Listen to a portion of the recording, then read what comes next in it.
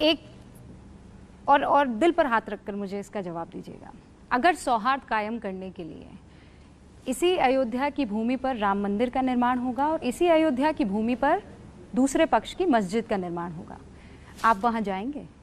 देखिए, अगर आप मुझसे एक मुख्यमंत्री के रूप में पूछेंगे तो मुझे किसी मत मजहब संप्रदाय से कोई परहेज नहीं। एक योगी के रूप में पूछेंगे तो कतई नहीं जाऊंगा। इसलिए नहीं जाऊंगा, मैं एक हिंदू के रूप में मुझे अपनी उपासना विधि को व्यक्त करने और उपासना विधि के अनुसार आचरण करने का पूरा अधिकार है, लेकिन दूसरे के कार्य में मुझे जाने का कोई अधिकार नहीं है या उसमें हस्तक्षेप करने का भी कोई अधिकार नहीं है।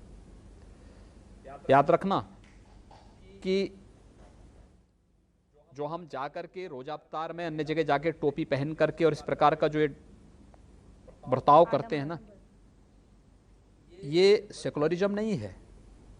ये जनता भी जानती है ढोंग कर रहे हैं,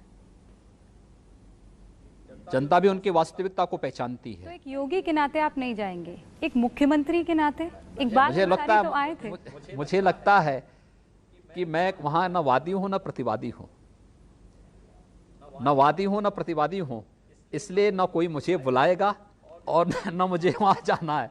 जब मुझे कोई बुलाएगा नहीं तो मुझे जाने का कोई मतलब ही नहीं होता। फिर योगी जी, अगर बुलाया गया तो आप सोच विचार करेंगे इस पर? देखिए, कोई निमंत्रण इस प्रकार का नहीं मिलने वाला है, ये मैं भी जानता हूं। जिस दिन वे मुझे बुला लेंगे तो बहुत सारे लोगों के सेकुलरिज्म खतरे में पड़ जाएगी। इस बात का आपको पूरा विश्वास है? इसलिए मैं जानता हूं उनके सेकुलरिज्म को खतरे में न पड़ने दूं, इसलिए चुपचाप अपना कार्य करूं और शासन की योजनाओं का लाभ बिना भेदभाव के सब लोगों तक पहुंचा दूं। एक बहुत बड़ा सपना बीजेपी का था राम मंदिर निर्माण का, और ये बात भी सच है कि राम मंदिर के वादे को लेकर आप 2 से बहुमत की तरफ पहुंचे। अब ये सपना पूरा हो चुका है। कई लोग आप पर अब इस